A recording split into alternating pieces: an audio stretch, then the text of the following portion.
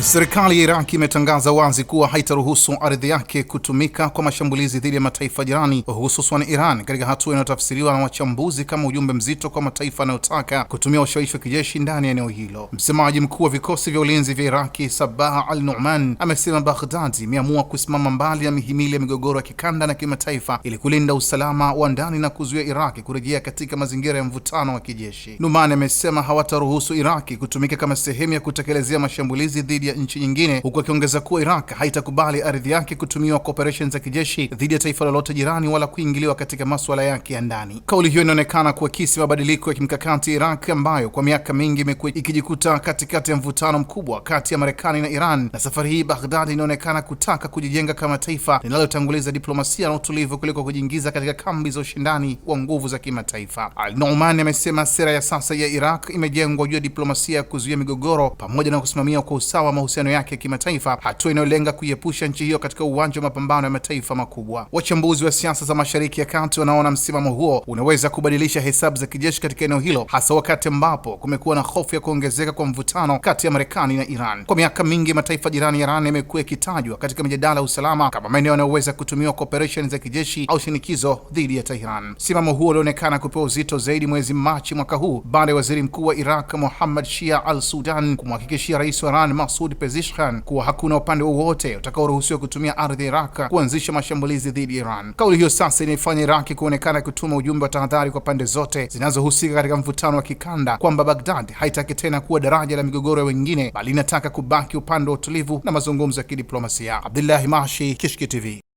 Kishki TV, nuru ya dini yako.